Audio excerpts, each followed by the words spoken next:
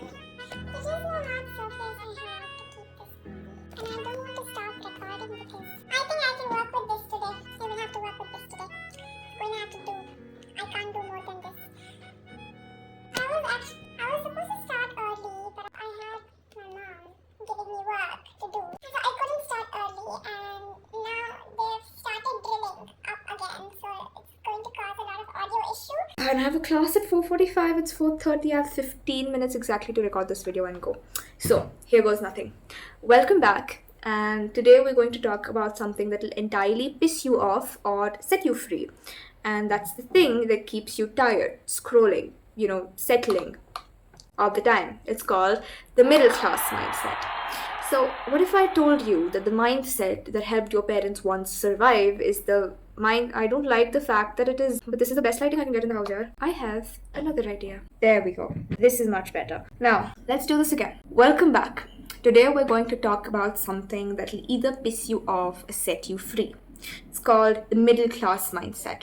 Now, it's the same mindset that once helped your parents survive, but today it'll completely keep you stuck. It'll keep you stagnant and your growth will not be. Oh my god, thank god my recorder is still recording, but yeah, it'll keep you stagnant. Imagine waking up every morning, going to work, coming back, paying your bills on time, and scrolling reels at night to relax.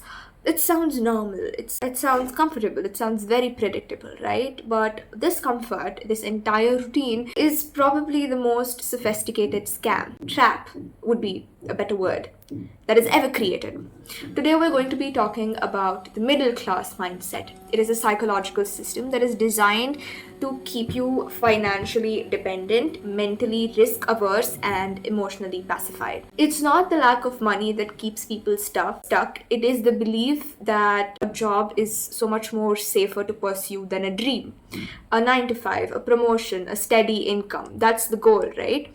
But that's also the trap. Because once you're comfortable, you stop growing and you stop questioning. You stop growing, you stop questioning. And according to behavioral research, the middle class mindset is not just an income shit. You don't have to see that as actually my clothes. Why does it always have to stay like this? I think that's better. That is seen, but honestly at this point I've given up. So according to behavioral research, the middle class mindset is not just an income bracket. It is a way of thinking, a way of life. It is a collection of psychological biases and habits that are socially reinforced. Now, let's start with the basics. The average middle class individual works a 9 to 5 job. He prioritizes security over wealth, and he follows a script of life that has been written about decades ago, right? But this script has not quite evolved with our economy. In fact, studies from Brookings and OECD show us that middle class, despite being the backbone of this very economy, has seen wage stagnation for nearly 30 years, while prices for education, housing, healthcare, they've completely skyrocketed. Okay, so why do people still cling onto this structure, right? 2 words or 3, I think it's 3 words or whatever, I don't know how many words. Oh my god, why don't you guys just move out? It's really annoying. Anyways, so 2 words, status quo bias, 3 words, whatever, take it how it resonates. It was coined by these 2 people whose names I absolutely cannot pronounce. I tried, I just cannot. They basically had this principle, a psychological principle that explains as to why we resist change so much. Even when change is so necessary for our growth. As we know, change is the only constant. So now what does status quo bias mean? It means that we naturally lean towards keeping things the same because our brain prefers what's familiar, what they encounter first, and what serves as a comfortable reference point. This makes us often resist change that could actually lead to improvement, simply because change feels very risky or it requires more mental effort than physical, right? The next is loss aversion. So, it's fear of losing what you have. Now, imagine that you have 100 rupees and someone offers you to flip a coin. Now, if heads, you get another 100, which makes the total 200. If you get tails, then you lose 50, which means what you have remaining is just 50. Now, logically, winning 100 is twice as good as losing 50. So it seems like a good bet. But many people would say no, including myself. Now, why? Because the pain of losing that 50 rupees is much stronger than the gaining or winning the other 100. This is a phenomenon that is called as loss aversion. People in Columbia Business School, they conducted a research. They're economists, and they conducted a research, and they extensively studied this, and they found out that for most people, fear of a potential loss is about twice as powerful as is the desire for an equal gain. So to make someone willing to risk 50 rupees, you might need to offer them something. You might offer them a chance to gain 100 or sometimes even 150, right? Now, how does this affect the middle class? Research, no, I think I've said research shows too many times, but I don't want to cite my source every single time I say that, because the sources that I have referred to have really complicated names to say. Okay, it's not like Ramesh, Pinky, no, it's very complicated, and I don't want to, it's going to take a lot of time learning how to pronounce those names, so I'm going to say research shows a lot, so just bear with me. But research shows that while loss aversion is widespread, it is particularly strong in people that lack financial knowledge and they have lower education in investing or just simpler investments. Now, even in middle class individuals, they have a good general education, but they might not have a deep financial literacy, making them especially vulnerable to this phenomenon of loss aversion, right? They might be very educated in other fields, but when it comes to money and risk, that fear of loss can dominate. I'm gonna take a break. Is it recording? It's recording. Taking a break. I needed water, but I don't have water. It's that far. To go and get it from there. Okay, now this leads to something that is called as the financial paralysis effect. This effect has a huge impact on the middle class behavior. It is shown that people in this group might turn down opportunities that eventually will lead them will significantly increase their wealth, because they perceive this risk of losing something, even just a small amount, or just the comfort of the familiar, and it's basically gets too overwhelming, right? Now, imagine if someone is offered a new job, but it requires much more. It requires moving to a new city or traveling a lot or leaving a stable and unfulfilling job. My nose is itching. Yeah, I'm good now. My hair is not. Every time I open the camera to record a video, my hair is at its worst. See, it's so horrible. Anyway, so now imagine someone is offered a new role, but it has a lot of traveling. It has moving to a new city and leaving a stable, unfulfilling role, right? But the fear of leaving the known, that you're leaving your streets and leaving current roommates, your family, and all of that, and the potential for things to go wrong in a new unknown situation, even if the upside is huge, it can lead them to stay put. And this creates a state of financial paralysis where they remain in situations they don't enjoy for years together, watching better opportunities pass them by simply because the thought of change and potential loss is too scary for them, right? Now, neurobiological researchers, they've shed light on why this happens to us. Our brains, they're wired to prioritize threat detection over seeing opportunities. The parts of our brain that scream danger when there is a potential loss are more active than the parts that get excited about potential gains. And it also indicates that loss aversion tends to increase as people get older. So that means as middle class individuals, as they age, they can become even more risk averse. This makes it progressively harder for them to make changes, especially big changes, even if those changes are necessary to overcome their limitations. They might be more comfortable with what is familiar, and even if familiar isn't serving them well, because the idea of stepping into the unknown becomes increasingly terrifying with each passing year. So for the longest time, when I wanted to start YouTube, I think I slept over the idea for like 3 months. And finally, when I did decide to do it, it was really scary for me to record myself. And it is still scary for me to edit myself.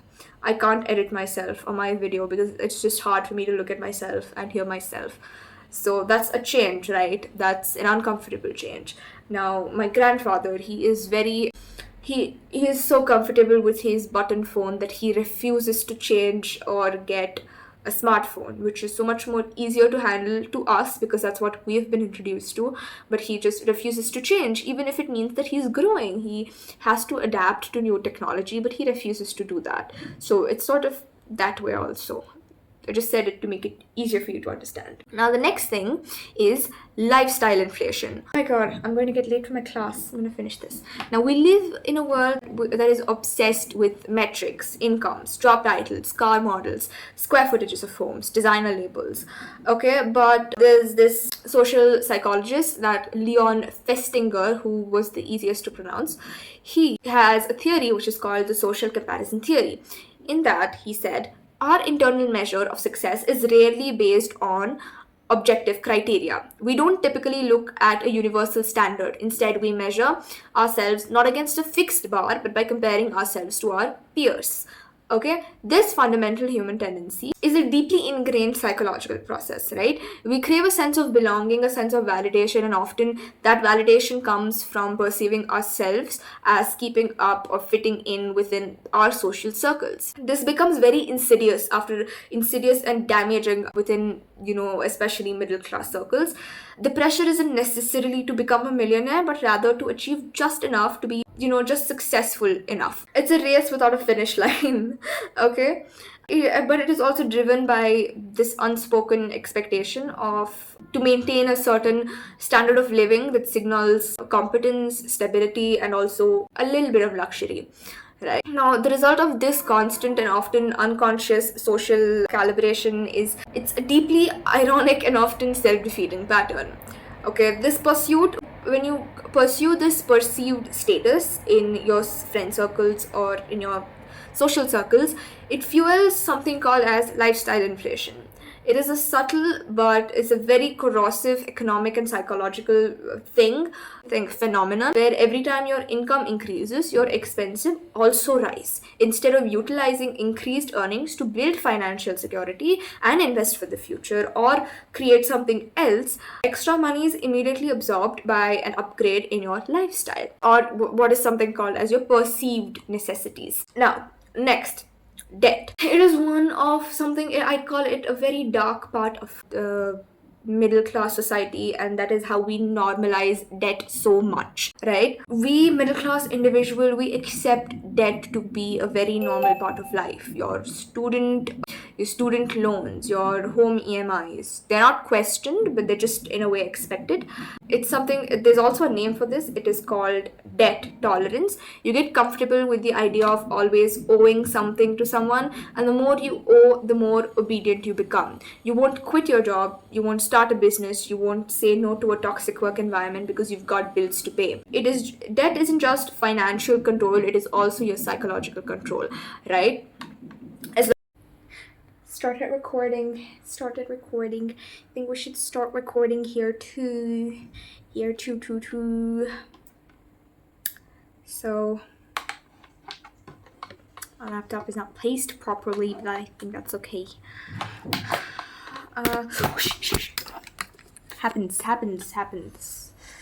Happens a lot more often to me for some reason, but happens. Okay. Oh, there we go. No. Yeah, let it go like that. No, God, no. Oh my god. This is my worst nightmare. I want to take this down, but I can't take it down because my sister has wedged it in the wall. I'm still not satisfied. I don't know, for some reason it's not looking okay to me. Of course I don't have a professional setup, but I'm sitting on the goddamn bed trying to record this. Oh, I'm looking pretty today. I don't have time. Really don't have time, guys. Why is it not standing? It's not standing. Yep, there we go. I like this. I want to cut that part out because it's a lot of unnecessary things are seen, and I added more unnecessary things. Let me just shift it to this side. This will look okay. It looks cleaner.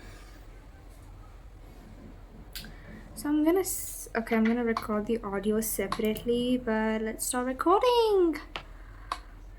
Hello. Oh my god, this only has what? No, it's playing a recording. It's not recording. Okay, it is. It is recording now. So, hello everyone. Welcome back to my YouTube channel. Sorry. I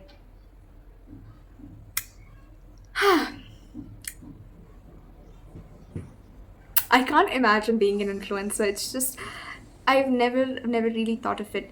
I should have closed my door. Kruti, bye.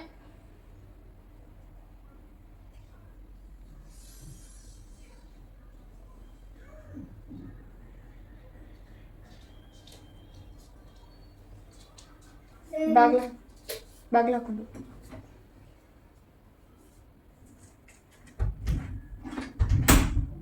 There we go.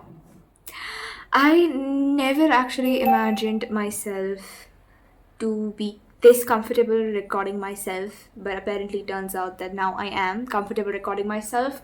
Not to that extent, but let's say a little bit. I'm still not completely able to show myself as I am in front of the camera, but I think it's so much better than my first video. Definitely a lot of improvement, and I like doing this. I like talking to you guys. The only problem is I don't know where to look when I'm talking, so I'll be all over the place. Okay, so welcome back. Today we're going to be talking about something that will either piss you off or set you free, and the thing that keeps you tired, scrolling, spending, settling, and it's called the middle class mindset. Now, the same mindset that helped your parents survive is also the same mindset that is stopping you from your growth and making sure that you stay where you are. Imagine waking up every morning, going to work, earning your salary, paying your bills, scrolling through reels at night, only to repeat it all every day again and again. It's very predictable, it's very comfortable. But what if I told you that this comfort, this entire routine, is the most sophisticated trap ever set? Yes, we're going to be see, these are places where you have to make the cut. So today we're going to be talking about the middle class mindset. It is a psychological system that is designed to keep you from being financially independent, and it keeps you financially dependent, mentally risk averse, and emotionally pacified. Let's unpack this research. Right now, it's not the lack of money that keeps people stuck. It is the belief that that whatever situation you're currently in is so much more safer than pursuing a dream, a 9 to 5, a promotion, a steady income. That's the goal, right? But that's also the trap. Because once you're comfortable, you stop fighting, you stop growing, and you stop questioning things. According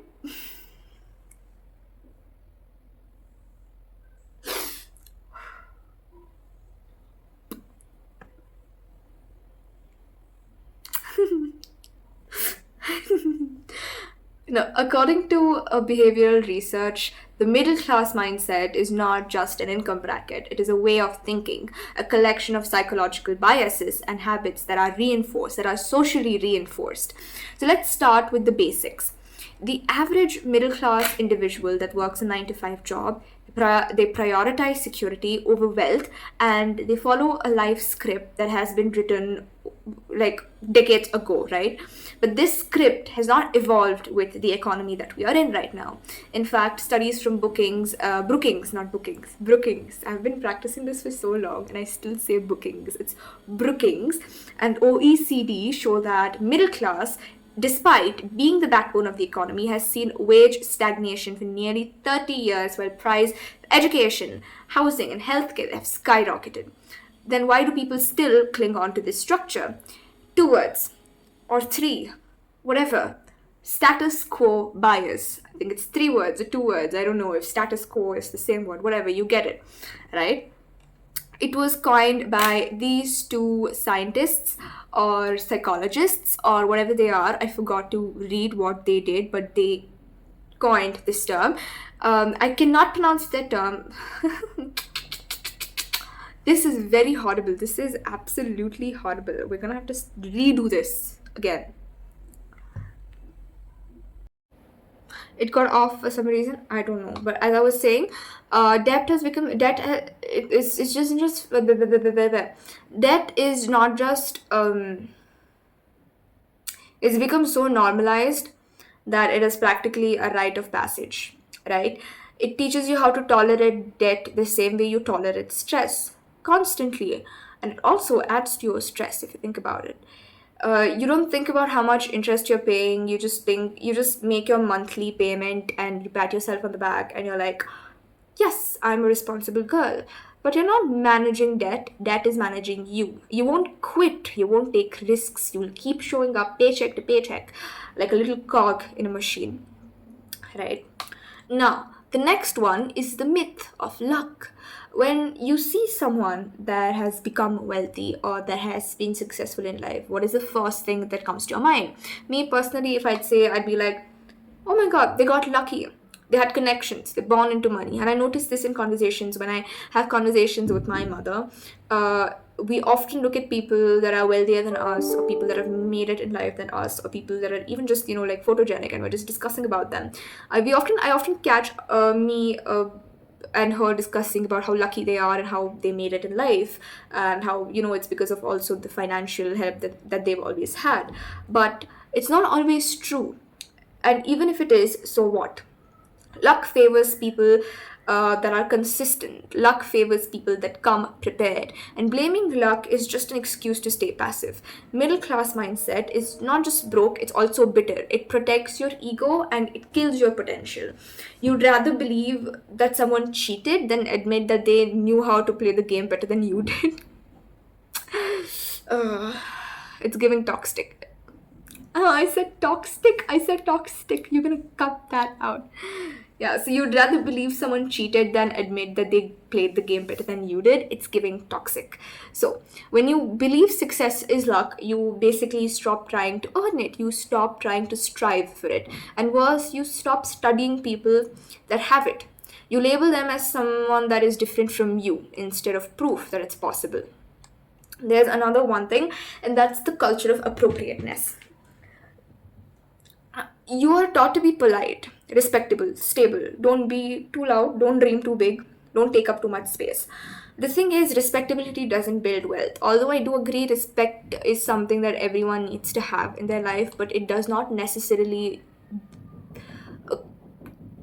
cave a pathway for you to success or to build wealth. You know what does? Risk, grit, rebellion, the good kind of rebellion, right? Middle class culture, it glorifies moderation, moderate wealth, moderate dreams, moderate ambition, and so you play small. You follow the rules and wonder why nothing ever changes. But you're not broke because you're not good enough. You're broke because you're taught how to be nice, not how to take control. Okay? Now, there's another important thing to this, and that these limitations, they're learned. They're not inherited. They're not permanent. They're just programmed. And anything programmed can be reprogrammed.